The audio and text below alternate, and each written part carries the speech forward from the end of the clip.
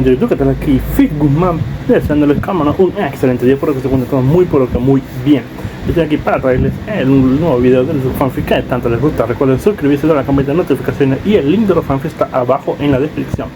Ya sin más nada que decir, pasemos con los saludos del video. Adiós, buen día, buenas tardes, buenas noches. Hola gente de YouTube, aquí Fix Guzmán para trayéndoles un nuevo card de este fanfic que tanto les gusta. También quisiera recordarles que el link del fanfic está en la descripción. Antes de comenzar con el vídeo quiero mandarle un saludo especial a Pelimacro y a Jefferson Zambrano.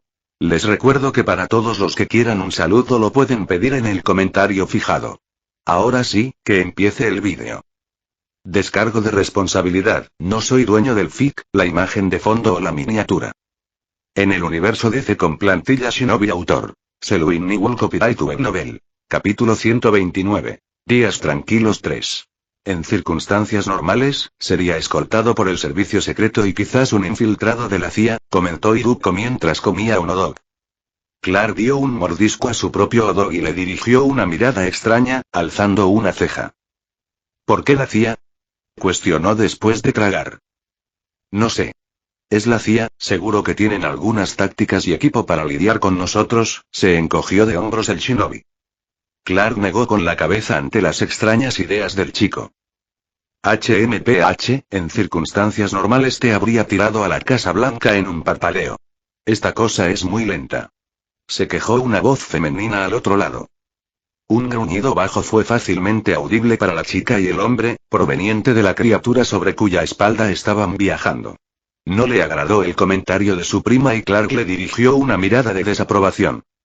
A un lado, Iruko palmeó la espalda del monstruo y murmuró algunas palabras de consuelo. No entiendo tus quejas, super rubia.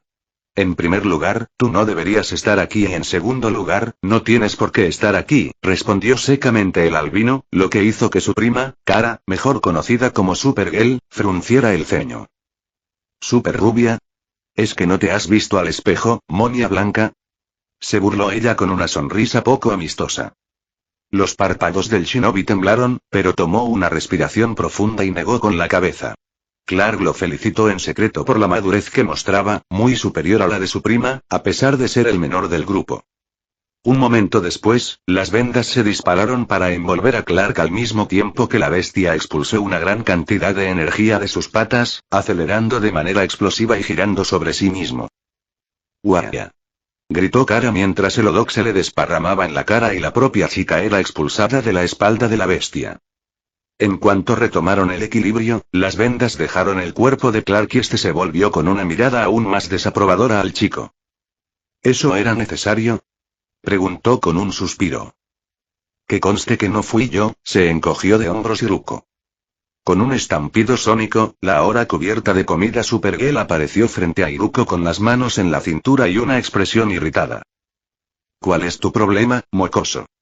Le gritó a la cara mientras su mano sostenía la gorguera de su chaquetón blanco, elevando la pequeña figura de Iruko de la espalda de su bestia con facilidad. Deja al maestro o te volveré a tirar, llegó una cuarta voz a los oídos del duo kryptoniano. Clark parpadeó un par de veces mientras los ojos de Supergirl se abrieron de par en par. Ella se volvió a la dirección de la voz, y vio la cabeza inclinada del halcón quimera, sus ojos huecos con un brillo rojizo en medio mirándola fríamente. Esa cosa habla. Tartamudeó ella, tomada completamente por sorpresa. Se llama Takagami, y no es una cosa. Es él. Sé un poco más respetuosa en el futuro, dijo Iruko mientras quitaba la mano de la chica. Un placer conocerte, Takagami. Lamento la tardanza, pero antes no sabía que hablabas, dijo Clark con una sonrisa amistosa. Él no era de los que iban a juzgar a alguien por su apariencia, humana o no. El halcón simplemente asintió en reconocimiento y volvió su mirada al frente. HMPH, como sea. Yo me bajo aquí, primo. Hay algunas cosas que debo hacer, dijo Kara antes de mirar con desgana al shinobi y saltar de Takagami, desapareciendo con un boom sónico. Iruko y Clark se quedaron en un cómodo silencio, hasta que el héroe lo rompió con un tono de disculpa en su voz. Lamento su comportamiento. Es una buena chica, pero a veces se deja llevar. Es molesta. Espero no volver a encontrármela, dijo Iruko con sequedad. Clark solo pudo sonreír torpemente. Ya sabía que estos dos no se llevaban bien y su prima lo había dejado muy en claro. Hace un tiempo, tras los acontecimientos en Kansas donde Clark convenció al chico de entregarse a las autoridades de Keystone City, Kara fue a verlo para quejarse sobre el mocoso que la hizo quedar como una estúpida. Cuando ella se enteró de las actividades de Iruko en Hunt City, quería ir en persona, darle una paliza y devolverlo a prisión, ya que pensó que el chico había escapado o algo así. Clark tuvo que convencerla un buen rato de que las cosas no eran así. Por suerte, ella se enteró de eso en casa de sus padres. Si hubiera estado en otro lugar, fuera del alcance de Clark, Iruko habría tenido un muy mal día. Pero eso no eliminó la mala sangre que su prima tenía. Incluso llegó a estar del lado de la gente que condenó sus acciones durante el desastre que obligó al viejo alcalde a revelar la verdad de Iruko y su situación de libertad condicional, así como responsabilizarlo por el apagón de Hunt City y las pérdidas de equipo electrónico por valor de miles de millones. Clark tuvo una seria conversación con ella. No le contó los secretos que conocía de Iruko, porque no eran suyos para compartir, pero sí le dio un contexto de sus circunstancias. Pero todo eso se fue al traste hoy. Clark recibió una petición del presidente. Debía presentarse en la Casa Blanca y llevar a Iruko con él. Cuando salía de casa de sus padres para volar hasta Hunt City, Kara venía de visita y se encontraron. Ambos charlaron casualmente, dos familiares que se topan por casualidad. Entre una cosa y otra, él le contó lo que iba a hacer y ella, por alguna razón, quiso acompañarlo. Solo pudo suspirar ante el recuerdo de cuando su prima y el chico volvieron a verse. Habían llegado a la mansión, lo que hizo que Kara frunciera el ceño. ¿Un prisionero con una mansión? ¡Qué chiste!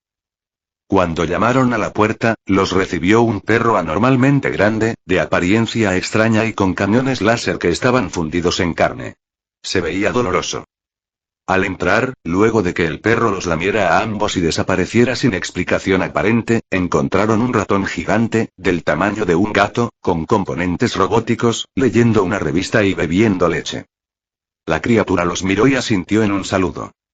Incluso ahora, Clark no sabía qué pensar, no podía poner en palabras esa experiencia. Sabiamente decidió no hacerlo y hacer como que nada hubiera pasado. Tras esas vistas raras, Iruko apareció, saludando cálidamente a Clark y dándole una mirada de desdén a Kara. Luego apareció una mantarraya gigante en una explosión de humo y todos subieron. No fue hasta casi 20 minutos de vuelo después que Kara reaccionó y empezó a discutir con el shinobi, acusándolo por convivir con monstruos y en una lujosa mansión cuando debería estar pudriéndose en la cárcel. Supongo que sigue enojada por lo de la última vez, volvió a hablar Iruko, sacando a Clark de sus pensamientos. Bueno, realmente quedó como una tonta frente a todo un departamento de policía. Además, estaba el asunto de ser engañada por los mercenarios, dijo Clark con una risa incómoda. Incluso él tuvo que admitir que eso fue estúpido. Aún así, no me agrada, resopló antes de quitarse las vendas de la cara y arrojar el resto del hotdog en su enorme boca. Normalmente, Iruko no haría algo así frente a alguien que no fuera Ileana o Nezu. La primera porque ella misma le había asegurado que no había de qué avergonzarse y el segundo porque a Iruko no le importaba un carajo. Pero sabía que Superman ya había visto la condición de su cuerpo. Él notó la mirada curiosa que le dirigía Clark y alzó una ceja. ¿Qué? ¿Ahora te sorprendes? No es eso. Tu cuerpo ha cambiado un poco, dijo Clark mientras su visión le mostraba la constitución anormal del shinobi. Para Clark, el cuerpo de Iruko parecía un mosaico de genes que no deberían funcionar juntos, pero de alguna forma lo hacen, una síntesis perfecta. También sintió como si faltara algo. Estoy creciendo, claro que habrá cambios. Y para que lo sepas, soy menor y me gustan las mujeres, dijo Iruko agitando la mano, lo que hizo que Clark tosiese y arrugara la cara ante semejante insinuación. Su expresión solo se agrió más, al punto regresó su visión a la normalidad, cuando escuchó el murmullo del shinobi, algo sobre que si fuera Henry y otras tonterías que eligió no oír. También decidió dejar el tema. No era tan despistado como para no notar la intención del shinobi con esa broma de mal gusto.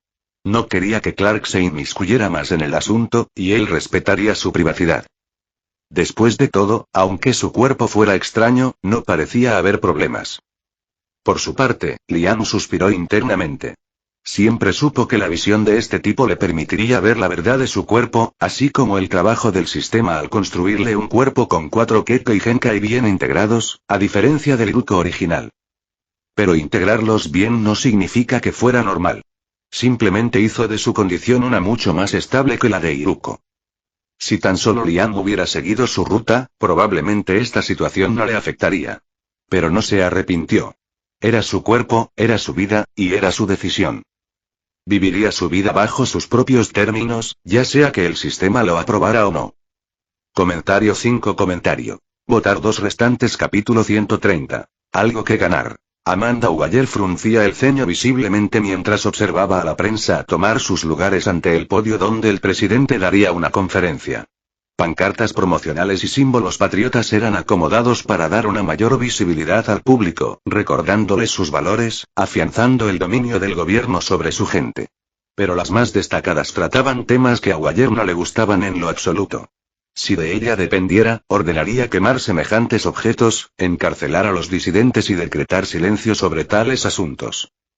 Y de eso iba este acto político sin sentido. Ella se dio la vuelta y salió del lugar. Preferiría estar el menor tiempo posible aquí, junto a aquellos tontos idealistas. Su corazón no podía hacer más que sangrar porque su jefe, el presidente, estaba a punto de inclinar la cabeza ante ese monstruo maldito. Allá, miren eso. ¿Qué es? Es un ave. No, es un avión. Las personas de la prensa se agitaron, volviéndose al cielo con sus cámaras. Waller también se giró y levantó la vista, sus ojos captando un marco enorme por sobre los edificios de Washington. Ella puso los ojos en blanco y continuó su camino. Ya sabía lo que era y quién venía. Los periodistas sacaron fotografías y tomas de vídeo de la extraña criatura, fascinados y en menor grado asustados, pero al notar el estado tranquilo del servicio secreto y la policía, la calma regresó a la multitud. ¿Entonces sí era un ave? ¡Qué anticlimático!, murmuró alguien, como si algo que debía suceder no sucedió al final. Con una explosión de humo, la criatura desapareció de la vista de todos. Una sombra cayó desde docenas de metros, aterrizando suavemente en el concreto a las puertas de la Casa Blanca. Después de eso, un hombre con traje azul y capa roja descendió más lento, parándose al lado de la pequeña figura de blanco. Un hombre y un niño. Un héroe reconocido y consagrado, querido, amado. Un criminal, condenado por homicidio, pero con sentencia más suave dada su edad. Ambos metahumanos, uno con una carrera limpia y el otro con una mancha difícil de olvidar. Superman e Iruko. Antes de que la multitud de periodistas pudieran rodear a este par y obtener información jugosa de un dúo tan extraño y disparejo, los agentes de la Casa Blanca abrieron las puertas y permitieron la entrada del hombre y el adolescente. Los murmullos permanecieron incluso después de que ambos héroes desaparecieran en el interior.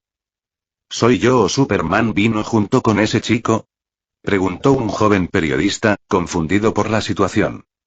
Para muchos era inusual poner a alguien como Superman junto a alguien de la calaña de Iruko. Por si no lo recuerdas, Superman entregó a Iruko a las autoridades. Claro que ya se conocen, habló otro, mirando al primero como si fuera un idiota. ¿No debería odiarlo entonces? Después de todo, lo encarceló, comentó otro. Definitivamente tengo que averiguar cuál es la historia detrás de esta extraña amistad, dijo una reportera con tono serio, como si su vida dependiese de esa información. Mientras esto sucedía, dentro de la Casa Blanca se llevaban a cabo saludos amistosos, se estrechaban manos y se parloteaba sobre unidad, patriotismo, respeto y aprecio por el trabajo duro de los llamados héroes. Superman se rascaba la cabeza y sonreía con educación, mientras Iruko hacía todo lo posible por no poner los ojos en blanco. Él no se tragaba esta mierda y sabía más o menos que llevó al presidente a hacer algo como esto. Aunque logró enmascararlo profesionalmente, como un buen político debería hacer, toda esta patraña fue para Iruko. Iruko, hablemos un momento, dijo Amanda Waller, apareciendo de algún lugar en algún momento y mirando significativamente al shinobi. Si me disculpas, dijo Iruko a Superman, quien frunció levemente el ceño pero no dijo nada. Él recordaba que fue Waller quien cazó al niño como si fuera un animal salvaje en Kansas City. Pero este no era el momento ni el lugar para hacer un drama. Waller dirigió a Iruko por algunos pasillos hasta que ambos entraron a una habitación vacía. La mujer desplegó algún artefacto que envió una pequeña onda eléctrica por toda la oficina, inutilizando cualquier aparato de escucha y vídeo. Entonces se volvió al shinobi, su mirada fría y con un rastro de ira, totalmente disgustada por este movimiento. Explícame qué demonios está pasando, ahora, habló con autoridad. No lo sé. Estaba relajándome en mi casa cuando Superman apareció y me dijo que el presi nos ordenó venir aquí, dijo Iruko con tono tranquilo. Es así. ¿Crees que soy estúpida, mocoso? ¿Quiere que responda a eso honestamente? Se burló Iruko. En un instante, Amanda desenfundó un arma y apuntó con el cañón a la frente del shinobi. El clic del seguro al quitarse fue audible en la oficina. Deja de jugar y explícate, amenazó la mujer. Mira quién habla de jugar. ¿Sabes que puedo hacer explotar tu corazón antes de que aprietes el gatillo? El shinobi se encogió de hombros. Esto no era más que un farol, aunque no dudaba que Waller realmente estuviera enfadada. Mi paciencia tiene un límite. Ash, bien, calmémonos, Iruko suspiró y decidió darle algo a la mujer. No le temía a una sola pistola, pero no sabía qué tan loca era esta tipa. Armar un alboroto tan cerca del presidente sin duda echaría a perder todo para él. El presi quiere hacerme un favor. Hablamos un poco después de ese asunto en la base de Medio Oriente, explicó con naturalidad, como si eso lo explicara todo. Waller resopló, guardó el arma y salió de la habitación con paso firme. Parecía que de verdad se enfadó esta vez. Una leve sonrisa se dibujó debajo de las vendas que cubrían la cara de Iruko. De hecho, todo esto fue una jugada para guardar un seguro por parte del presidente. Aunque Liam no tenía idea de qué diablos eran esas cosas congeladas en esa base, no podía ser nada bueno. Obviamente, al presi le preocupaba este asunto, y después de la misión, cuando Zatanna, Nezu y Tsunako, en aquel momento llamada Ninken por practicidad, desaparecieron una semana en un barrio de degenerados, Tanta y Leana como Liam hicieron algunos viajes. Entre esos viajes, uno fue a Washington para reunirse con el mismo presidente que había solicitado la ayuda de Waller, y por extensión a Liam, para encargarse a esa misión. El tema de la libertad condicional fue tratada en esa conversación, así como la discreción por parte de ambos con respecto a lo que vieron en esa base.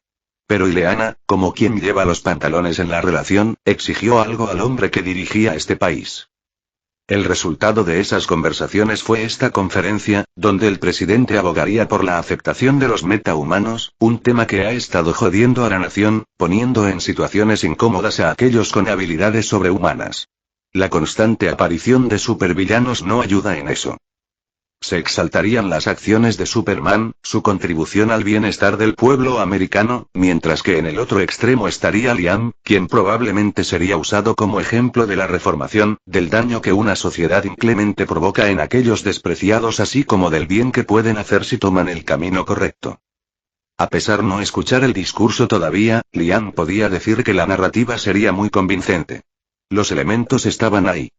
Un jodido símbolo del bien, de la paz, y un ejemplo de las consecuencias y el posible cambio. Sin duda se iba a vender como pan caliente. ¿Qué gana Liam con esto? Simple. Aflojar el control de Waller sobre él. Con esto, no le resultaría fácil a esa mujer joderle la vida más adelante. Liam hubiera preferido que se considerasen sus contribuciones y se diera por cumplida la condena inicial de 5 años, pero había cosas que ni el presi podía hacer. No sería justo para la familia de David Lynn, donde sea que estén. Independientemente de sus logros, de sus motivos o de si David Lynn merecía morir, Liam había matado a un ser humano. Nadie debería estar por encima de la ley y todo eso, cosas con las que Liam podía estar de acuerdo. Este mundo albergaba demasiadas variables como para saltarse las leyes, sin importar cuán tonto pueda ser encarcelar villanos que más adelante escaparán. Liam realmente esperaba que las cosas empezaran a mejorar un poquito para él a partir de aquí. Comentario 1. Votar 2 restantes. Capítulo 131. Amenaza estelar. Corrientes de energía y radiación bañaban el vacío que separaba los cuerpos celestes del sistema solar. Polvo espacial, fragmentos de roca tan diminutos que una mano humana parecería una montaña en comparación y vibraciones en frecuencias imposibles de detectar para la mayoría de los seres vivos eran lo único que podía encontrarse en este lugar. La oscuridad fue interrumpida por el océano de luciérnagas que habitaban en su manto, apenas un destello de las inmensas estrellas que probablemente ya murieron, y ahora su luz es el único recuerdo de su existencia. Atravesando este vacío desprovisto de vida, una gigantesca roca se desplazaba a velocidades que, dentro de una atmósfera, hubiera roto la barrera del sonido hace mucho. Una capa de fuego verde envolvía a la roca, dándole una apariencia mística, a pesar de que rompía con las leyes conocidas del universo. Pero se debió a que esas llamas no eran producto de una combustión, ni se alimentaban de oxígeno. Ni siquiera eran llamas de verdad. De pie, sobre la roca del tamaño de una ciudad, una figura humana apretaba los dientes mientras una luz verde, la misma energía que ahora rodeaba una parte considerable de la roca, brotaba de su puño firmemente cerrado. Una vista más cercana determinaría que la luz no provenía de él, sino de un anillo en su dedo. HNGGH. Muévete, maldita sea. Gruñó el hombre con antifaz y traje negro y verde. A su voluntad, la enorme roca inclinó levemente su curso. Para el ojo humano, esto no sería suficiente, pero para la escala de los cuerpos celestes, esto lo cambiaba todo. Con su objetivo cumplido, el hombre con el anillo suspiró y saltó de la roca, sonriendo para sí mismo con suficiencia ante su gran trabajo. El trozo de mineral había entrado en el campo gravitatorio del hermano mayor Júpiter, siendo atraído poco a poco hacia él y abandonando el peligroso curso de colisión con el hogar de este hombre, la Tierra. Uf, gracias, Júpiter. Te debemos tanto, murmuró el hombre, un Green Lantern, Al Jordan. Un momento después frunció el ceño. Había estado trabajando como héroe en la Tierra un tiempo, pero recientemente, una inesperada ola de rocas comenzaron a entrar al sistema, arriesgando en algunas ocasiones al planeta mismo. ¿De dónde vinieron estos fragmentos? Tenía ganas de investigar, pero había un juego importante que no quería perderse, y unas rocas al azar no eran motivo para que él se preocupase tanto. ¿Verdad? Justo cuando estaba a punto de volver para disfrutar de su partido, una onda de energía fue detectada a un par de unidades astronómicas detrás de su posición. Al frunció el ceño de verdad, pero su expresión se volvió de confusión y después alerta cuando notó un objeto acercándose a gran velocidad. No era una roca. Era metal y otros materiales, con un intrincado diseño. Un diseño inteligente. Era una nave. General, detectamos a otro linterna en el vacío, se nos está acercando rápidamente, informó una criatura alienígena con forma reptiliana a un hombre aparentemente humano, sentado en un trono en el centro del ajetreado puente de la nave. Sus ojos negros como su cabello miraron con aburrimiento las pantallas, las cuales mostraban un hombre envuelto en energía verde volando en el vacío, justo en su dirección. Él hizo una mueca ante la vista. Los linternas sí que sabían cómo fastidiar. Ignóralo. Mantén el rumbo al planeta objetivo. Me encargaré de él una vez que lleguemos, ordenó fríamente el hombre. Unos momentos después, las armas de la nave se hincharon de energía y dispararon rondas al linterna, manteniéndolo alejado de la misma. El general observó tranquilamente los inútiles esfuerzos del hombre por penetrar la lluvia de fuego y meterse dentro de su nave. Normalmente, el poder de un linterna le permitiría atravesar sus defensas, pero esta nave fue un regalo de su señor. Más fuerte, con mejor armamento, con escudos casi impenetrables. Su señor en persona le encargó esta misión. Le dijo que sondeara el planeta y, si se consideraba capaz, que los sometiera. El general dirigió su mirada a la estatua que ornamentaba el centro del puente, justo detrás de su trono. Sus ojos destellaron veneración y respeto por cada línea finamente tallada que reflejó a la perfección la gloriosa figura de su maestro, de su amo. De aquel que sometería las estrellas. Una repentina sacudida alejó los pensamientos del general de su constante veneración. La nave estaba desacelerando y el linterna seguía pegado a ellos como un mosquito. Un planeta rebosante de vida estaba ante ellos. El general no entendía por qué su amo estaba tan interesado en esta insignificante roca, pero no le correspondía a él cuestionarlo. Inicien el escaneo, volvió a ordenar a sus subordinados. Esto era algo básico para la flota de su señor. Por muy poderoso que sea, el maestro nunca se arrojó a una batalla sin antes saber a qué se enfrentaba. Algunos lo llamaron cobarde. Otros, como el general, lo consideraron benévolo. Después de todo, el maestro solo ejercía una fuerza que superase a sus oponentes, pero no la suficiente como para aniquilarlos. El maestro quería conquista y sometimiento, no eliminación sin más. ¿Qué más misericordioso que eso? Mientras los sistemas de la nave cumplían con su comando, el general se puso de pie y extendió sus brazos horizontalmente. Brazos mecánicos y cables serpenteantes descendieron del techo, sujetando placas de metal de un traje específicamente diseñado para su porte. La coraza se fusionó a su pecho, de superficie lisa, con un pequeño núcleo de energía amarilla que lo empapaba en poder constantemente.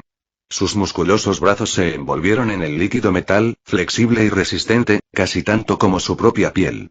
Sobre sus hombros se formaron corazas flexibles que sobresalían, cubriéndolos como un caparazón. Todo el conjunto se fusionó, abandonando su apariencia robusta y rígida, reemplazada por una más sintética y flexible. Una armadura de batalla. A afueras de la nave, Al Jordan se protegía con escudos de las incesantes ráfagas de fuego que le disparaban. Había intentado encerrar la nave con el poder de su anillo, pero algo lo repelía constantemente, impidiéndole actuar. Ahora ya no estaba frustrado. Estaba nervioso porque la maldita nave ya orbitaba alrededor del planeta. De repente, los cañones dejaron de disparar. Al sonrió con sorna, pensando que habían entrado en enfriamiento y voló a gran velocidad para embestir la cosa de apariencia fea, como un platillo demasiado grueso. «Toma esto, imbécil», rugió mientras un taladro giratorio de energía lo rodeaba. En estos casos, era mejor perforar que golpear un material alienígena. Pero Al no pudo acercarse demasiado. Una figura envuelta en un traje oscuro apareció en un estallido de velocidad al lado del taladro giratorio, un puño envuelto en guantes sintéticos estampándose contra la construcción de energía, rompiéndola y alcanzando la mejilla del linterna verde. Al perdió el conocimiento durante un par de segundos, sus molares agitados y perforando sus encías, llenando su boca de un sabor a hierro oxidado. Para cuando volvió en sí, otro puñetazo ya se dirigía a su estómago. Un pulso de energía salió como un chorro de agua a presión, logrando desviar el puño del atacante por poco. Al intentó golpear al oponente, pero su mano fue atrapada casualmente. Para ser un linterna, eres patético. ¿Por qué acercarse y enfrentar a un enemigo desconocido cuerpo a cuerpo? Mejor usa tu anillo y bombardea desde la distancia, novato, dijo fríamente antes de propinar un cabezazo a Al, enviándolo lejos en el vacío del espacio. Un chirrido provino del comunicador del hombre, captando su atención. ¿Qué pasa?, preguntó con un gruñido. Quería jugar un rato con el linterna. Mi general, el escaneo ha revelado algo importante en uno de los continentes de este mundo, informó una voz medio mecánica al otro lado. ¿Qué es más importante que un linterna? Más vale que valga la pena mi tiempo. Señor, detectamos una poderosa fuente de energía que es comparable a la suya. De hecho, las similitudes superan el 30%. ¿Estás diciendo que...?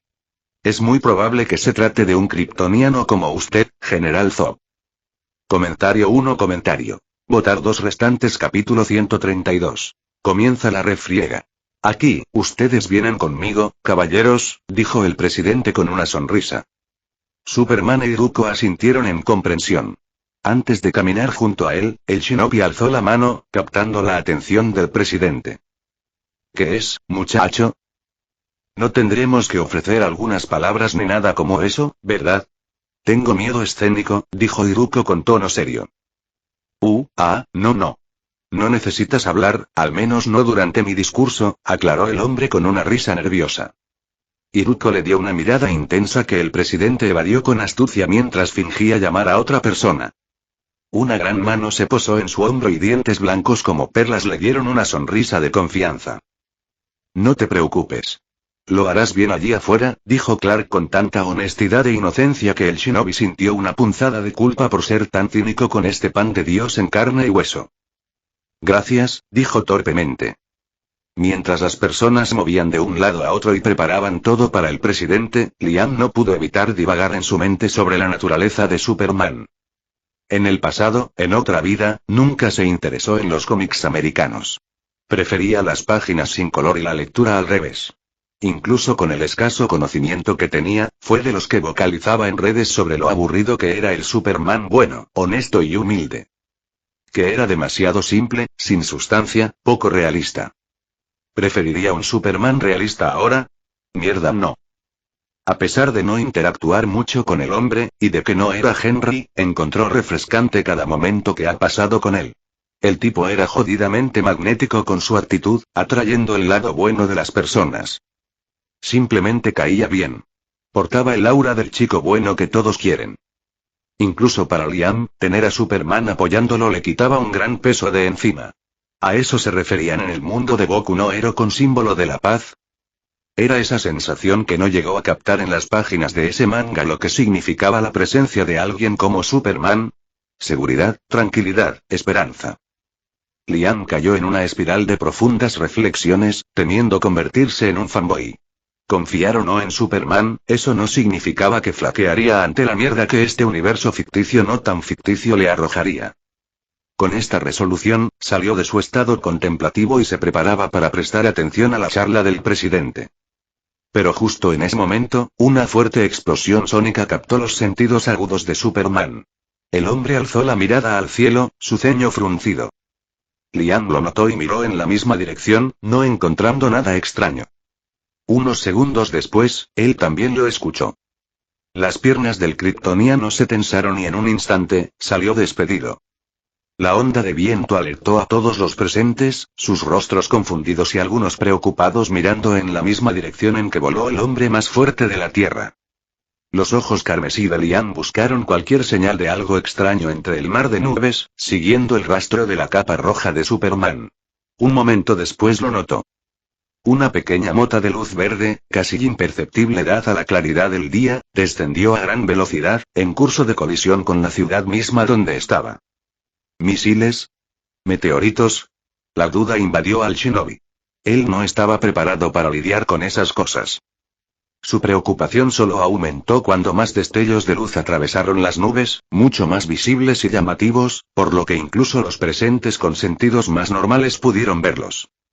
Parecía una lluvia de estrellas en pleno día. Solo que una lluvia demasiado cerca de la ciudad para el gusto de todos. Señor presidente, salgamos de aquí. El servicio secreto se movió con rapidez, rodeando al presidente y dirigiéndose al interior de la Casa Blanca. Los periodistas se alarmaban y redirigían sus cámaras al espectáculo de fuego que llovía sobre sus cabezas. No pudieron medir adecuadamente la velocidad a la que descendían, ni la verdadera distancia que los separaba. En un borrón de movimiento, Iruko escaló uno de los edificios adyacentes y giró sobre sí mismo a gran velocidad, desatando sus vendajes reforzados por la liberación acero. Una de las bolas de fuego redujo su impulso salvajemente, enviando una onda de choque que agrietó las ventanas y activó las alarmas de los automóviles, quedando suspendido a varios metros del suelo. Los presentes fotografiaron la forma de una cápsula alargada con diseños extravagantes e intrincados a lo largo de su casco. Tentáculos sintéticos se desplegaron, moviéndose de un lado a otro como serpientes. En sus puntas hubo un chirrido y una nube de vapor antes de que se abrieran como fauces ardientes. Y entonces escupieron bocanadas de plasma y fuego. Uno de los periodistas tuvo la audacia de acercarse para tener un mejor ángulo. En cuanto el chorro de plasma cayó sobre él, ni siquiera tuvo el tiempo de gritar antes de derretirse y fundirse con el resto del material. Él lo mató. Gimió alguien y el pánico finalmente alcanzó a las personas. Antes de que la nave pudiera emprender una matanza, un pequeño torbellino de tentáculos blancos salió disparado en su dirección desde el edificio de al lado. Las bocas escupidoras de plasma fueron cortadas por el vendaje endurecido, los canales por los que viajaba el líquido espeso y ardiente terminaron derramándose por todos lados. Iruko plantó los pies sobre el cristal oscurecido, sus manos formando puntas de acero y clavándolo con todas sus fuerzas. Con una aplicación de la liberación veloz, sus brazos apuñalaron como pistones, valiéndose de la velocidad y la vibración más que de la fuerza bruta para obtener algún resultado. En cuestión de 3 segundos, logró perforar el material y alcanzó a la criatura que estaba dentro, atravesando su largo cuello protegido por escamas. El shinobi lo sujetó y saltó hacia atrás, dejando que la nave cayera y se estrellara en el suelo. Entonces examinó a la criatura y frunció el ceño. Reptiliano, escamas, colmillos, cola. Claramente era un alienígena, lo que significa que podría matarlos sin consecuencias, a pesar de estar en pleno día y en medio de la ciudad. Descendió al lugar donde el servicio secreto empujaba al obstinado presidente para salvaguardarlo y arrojó el cadáver del alien invasor. Esto no es un ataque terrorista, ni siquiera uno humano. Es una invasión, informó a los atónitos miembros del gobierno y creó un clon de Sombra antes de desaparecer con un Shunshin. El Kage Bunshin instó al presidente a esconderse y prometió seguirlo, solo por si acaso. Mientras tanto, el cuerpo principal llegó a las zonas donde las naves parecían rodear al pequeño cometa verde, que ahora identificó como linterna verde. Kuchio Senojutsu. Dojin, regresa e informa a los demás que liberen sus sellos. Los necesitaré para la batalla. Te daré 10 minutos más antes de convocarte. Necesito que busques a Ileana y la traigas contigo, informó a Suninken Quimera antes de deshacer la invocación.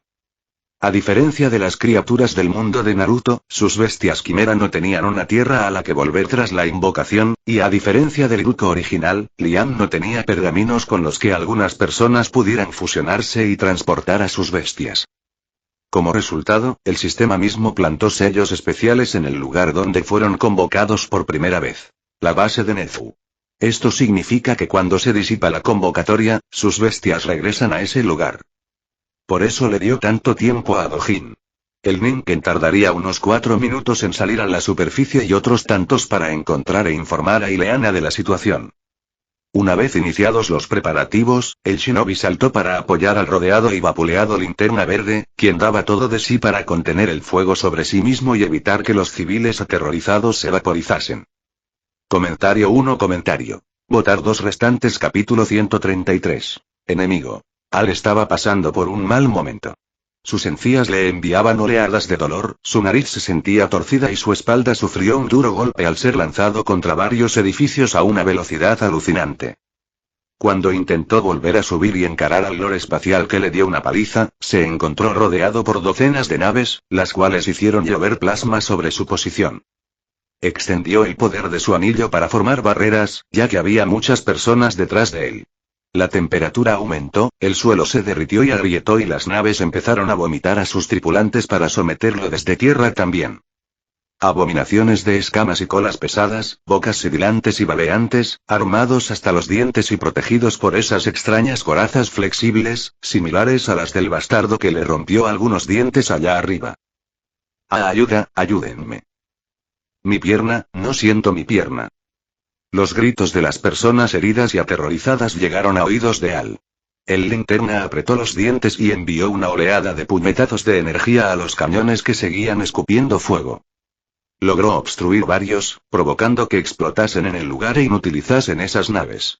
Pero eran demasiados objetivos y su contraataque se vio interrumpido por una tacleada que le sacó el aire de los pulmones. Una de esas criaturas lo derribó, clavando sus garras a sus costados y presionando con fuerza. Al fue dominado por el peso del alien, la mandíbula de la criatura chasqueando, intentando arrancarle la cara. Por encima del hombro de la bestia, vio otra oleada de naves preparando sus cañones. Abrirían fuego sin importarles que su colega aún estuviera aquí, justo encima de él. A los lados, más criaturas reptilianas corrían y disparaban contra los desprotegidos civiles, llegando a alcanzar a varios de ellos con sus destellos de energía. Aark, maldición. Gruñó el linterna de frustración. En ese momento, sucedieron 3 cosas a la vez. En un parpadeo, una mandíbula canina se cerró alrededor del cuello del alien, sus dientes rebosantes de energía se hundieron en la carne y doblaron el alargado cuello del reptil con un chasquido horroroso. La sangre manó de entre la mandíbula del cánido, salpicando al linterna. En el aire, una explosión de humo reveló a una especie de mantarraya voladora, acelerando vertiginosamente con propulsores en sus patas, y desatando una lluvia de plumas tan duras como el acero. Con un brillo como el de 1000 luciérnagas, las plumas explotaron, desestabilizando las naves y provocando que sus tanques de energía colapsasen desde dentro al introducir varias de esas plumas a través de los cañones. En el suelo, un borrón crepitante de blanco y azul pasó junto al perro monstruoso y el confundido linterna, desatando una oleada de rayos láser de sus manos que perforaron las nucas de los alienígenas invasores y cortaron la conexión de sus cabezas con sus columnas. ¡Puaj! Eso sabe horrible. Se quejó Tsunako, escupiendo el cadáver del alien y volviendo a desconcertar a Al. ¿Tú hablas? Balbuceó con un parpadeo, pero rápidamente volvió en sí y se puso de pie. Había visto muchas locuras entre las estrellas como para perder la calma por un perro monstruo parlanchín. Fue el turno de Tsunako de parpadear. Estaba tan acostumbrada a convivir únicamente con sus compañeros Quimera, Nezu, y Leana y su maestro que había olvidado el ocultar su capacidad de hablar. «Guau», ladró torpemente tras mirar unos segundos al Linterna en silencio. «No me trates como un idiota», se quejó Al con una vena palpitando en su frente. «Tsunako, escolta a los civiles a un lugar seguro. Linterna, ve y apoya a mi halcón en el aire. Yo ayudaré desde aquí», ordenó rápidamente Iruko, quien apareció junto al dúo con un parpadeo. Al se volvió al enano vestido de blanco y envuelto en vendas. Un destello de reconocimiento apareció en sus ojos. Como había permanecido un tiempo en la Tierra, recordaba a este mocoso de las noticias. «Niño, este no es lugar para jugar.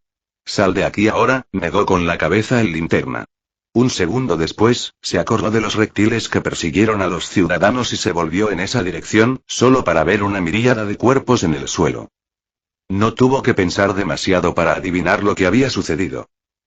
«Ve al aire, yo no puedo volar y tengo mejor movilidad aquí abajo», se repitió el shinobi antes de desaparecer con un shunshin. Tsunako lanzó otro guau innecesario y falso antes de correr a cumplir con las órdenes de su maestro. Al decidió que más tarde se preocuparía por los perros parlantes y los mocosos superpoderosos. Fijó su mirada en el aire, donde la mantarraya voladora, que el niño llamó halcón, era perseguido por docenas de naves. Con un destello de energía verde, se lanzó a la batalla. ¿Por qué las invasiones en las películas no son realistas? Normalmente se ve un ataque aleatorio a una ciudad, destrucción, láseres, explosiones, y los protagonistas ganan al final. Eso es simplemente tonto e ineficiente. ¿No es más fácil investigar primero a los grupos de poder? ¿La estructura militar, el nivel tecnológico, a los líderes mundiales? Haces eso, te encargas primero de cortar la cabeza de la serpiente y destruyes la cadena de mando, dejando a los combatientes confundidos, sin información y sin nadie claro de quién recibir órdenes. Pero no, incluso en este universo ficticio no tan ficticio, los aliens caen del cielo, disparan sus rayos láser y aterrorizan a la población porque sí. Liam solo pudo suspirar para sus adentros. Suiton. Hanokuchi. Una oleada de agua salió disparada contra la calle llena de alienígenas reptilianos, arrastrando a varios de ellos y empapando a todos por igual. Raiton. Hibashi. Una corriente eléctrica viajó a través del agua, alcanzando a todos y cada uno de los oponentes y friéndolos en sus extrañas pero familiares armaduras. Aunque eran jutsu de nivel bajo, el shinobi continuó usando esta combinación a pesar de poseer técnicas más poderosas en su arsenal. Eso se debió a que pudo comprobar que estos bichos sí eran afectados por la electricidad. Después de todo, la carne seguía siendo carne, y la estrategia de Fuka, de quien imitó esta combinación, era demasiado eficiente. Estas técnicas apenas consumían chakra y el efecto era mortal. La única razón por la que esa Kunoichi no mató a Naruto fue porque era el protagonista, un Uzumaki y un Jinchuriki. Para prácticamente cualquier otro, esta combinación de rayo y agua los dejaría en muy malas situaciones. Pero algunos de estos oponentes eran más duros, o tenían trajes completos. Una docena de lagartos se pusieron de pie, gruñendo y siseando al shinobi, sus manos portando pistolas que disparaban energía apuntándole. Iruko creó un Kage Bunshin y desapareció con un parpadeo, moviéndose a otra locación mientras su clon hacía emerger Mizu Bunshin del agua a su alrededor. Otra estrategia comprobada y útil al enfrentarse a muchos enemigos. Los Mizu Bunshin son eficientes en chakra, pero no se pueden alejar mucho del invocador. Entonces crea un Kage Bunshin que los mantenga. Si ganan, simplemente se disuelven y el chakra regresa a Iruko. Si pierden, entonces Iruko es informado por el Kage Bunshin y puede decidir volver para terminarlos. Aunque aún no se acostumbraba a recibir muchos recuerdos en medio de una pelea, no tenía muchas opciones. Con la liberación veloz, navegó entre el mar de disparos y se acercó a uno de los reptiles invasores, dejando una línea horizontal en su cuello que después se abrió lentamente, dejando paralizado y sentenciando al oponente. En otro destello de movimiento, clavó un kunai hasta el mango en el ojo de otra criatura. Volvió a moverse a gran velocidad y envió un asesinato electromagnético al interior de un tercer lagarto al tocar su lengua que, por alguna razón, estaba balanceándose fuera de su boca. Había interrumpido la formación de un considerable grupo de lagartos y ahora todas las miradas cayeron sobre él, las bocas de los cañones brillando con energía a punto de desatarse. Suiton. Daibakufu no Jutsu. Extendió un pergamino de almacenamiento, liberando toda el agua empapada con su chakra y estrelló un pequeño tsunami contra los lagartos, inutilizando sus armas ligeras y rompiendo los huesos de alguno que otro por la presión aplastante. Recibir tanto volumen de agua en la cara tiene ese efecto. Antes de que Iruko se moviera a otra posición, un destello de energía rosa intentó freírle la cara. Con la liberación veloz, logró evadir apresuradamente el ataque furtivo, mirando al responsable y arrugando la cara. Un rarito en ropa interior, apenas cubriendo su entrepierna, con botas rosadas, un collar extraño y tubos de metal rodeando sus extremidades. Un joven, quizás de unos 20 años, piel entre marrón y amarillo. Ondas de energía rosa brillaban en sus palmas y sus ojos, una sonrisa de suficiencia en su rostro y hablaba un galimatías incomprensible para el shinobi. Pervertido, comentó Iruko antes de desaparecer con un shunshin y reaparecer ante el exhibicionista, su mano brillando en electricidad mientras la dirigía a su cuello. Para su sorpresa, el sujeto desvió su ataque con el antebrazo, la energía rosa protegiéndolo de los rayos. Para su desconcierto, lo sujetó de la barbilla, quitando las vendas de su boca con los dedos. Para su horror, acercó su rostro y unió sus labios con los de él. «Ah, qué mocoso más feo tenemos aquí», habló entonces en un lenguaje que Iruko podría haber entendido, si el show no lo hubiese paralizado. Fin de capítulo. Hasta la próxima. Like y suscríbete, por favor. Fix Guzmán se despide. Adiós.